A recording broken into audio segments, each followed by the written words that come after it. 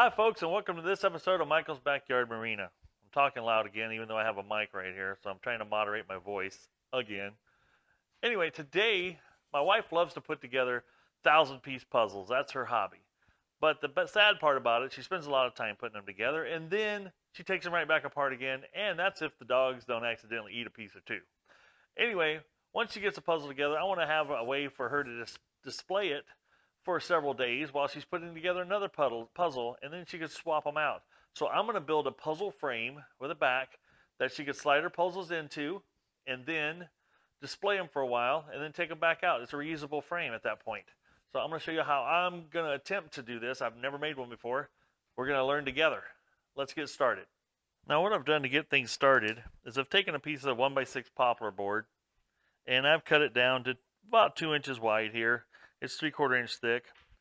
I've taken my saw and cut a groove through here that will allow me to run my router bit through there and not bind up as easy. 1/4 inch router bit. I'm going to go 1/4 inch deep, and I've got some 1/4 inch birch plywood that I've cut to the size of the puzzle. Now this is the piece of birch plywood that I've cut down. It's a nice piece of 5-ply birch, all birch, and I've cut it to 19 3/4 to 27 1/4. The puzzle itself is 19 inches by 26.6. What that's going to allow me to do is to bury this into the groove by 1/4 of an inch and still leave us about 1/8 inch all the way around the puzzle to frame it in. So now what I need to do is get this groove opened up so it'll handle the 1/4 inch plywood, and I'll show you how I'm going to do that.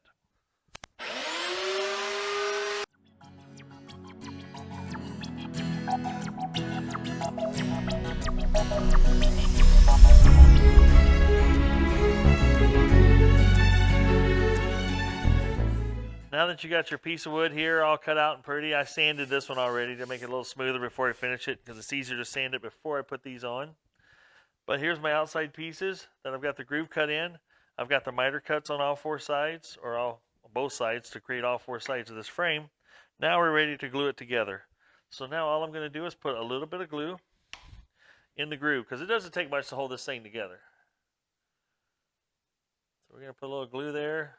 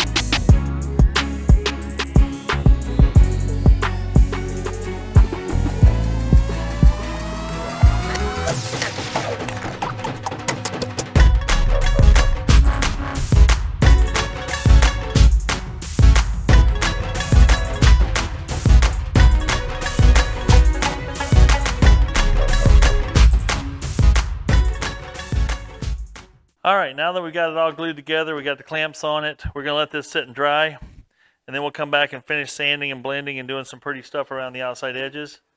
And I'll show you where I'm going to take it from there. So stay tuned, we'll be right back.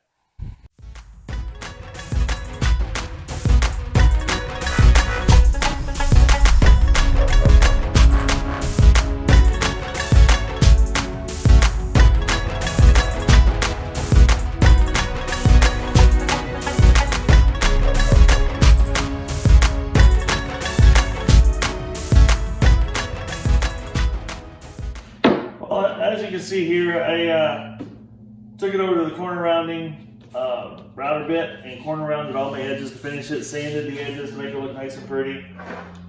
This is the second puzzle box I built here.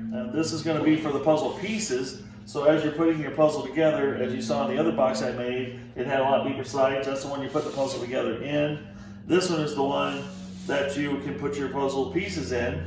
And then when you're not working on it, you can pick it up, set it on top of the other one, and carry it wherever you want throughout the house. Well, that's hard to do with puzzles unless you got cardboard boxes or something else you got to go on, or these puzzle mats where you can roll them up. Those seem okay, but this just seemed a lot handier to me, so my wife's going to try it out. So far, it turns out really well. She started building a puzzle in the other one. You'll see a clip of that, and it's just a neat way to do some puzzles. So if you got a puzzle person out there in your life and you want to do something special for them, you can build them one of these little doodads and see how they enjoy it. And you might end up building a few more. We'll see how it goes. I'm building 2 of these actually, which will allow, it looks like it'd be enough room if you had 2 of these to put all your puzzle pieces in the 2 and then build the puzzle in the 3rd one and go from there. I like to finish my stuff with this Minwax Poly Shades. It's a stain and polyurethane in one step, so basically when you put it on, it puts a stain to it and puts a finish on it in one step, makes it easy. Or you can stain it and then put another kind of finish over the top of it, whether it's a polyurethane or some kind of clear coat. Do whatever you want. It's actually quite up to you to finish these however you see fit. So I'm going to call this the end of this video because I'm going to build another one of these. I'll show you a puzzle clip of it in action, or a video clip of it in action, and you can see how it's being used and see the value in it. Well, folks, I hope you enjoyed that video. I hope it gives you an idea or inspires you to do something creative and different and fun. Sorry about a little bit of the background noise there. My mic died, so I'm getting kind of used to that mic, but because it actually filters out a lot of other sound, like the droning of my windmill in the background here on the building. So get out there and do something fun, folks. Enjoy life. I hope this was enjoyable for you to watch.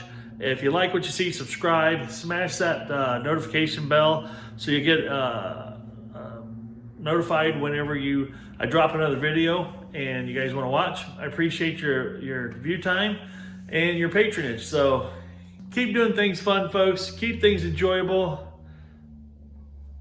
Don't sweat the petty things and don't pet the sweaty things. Enjoy life. Michael, out.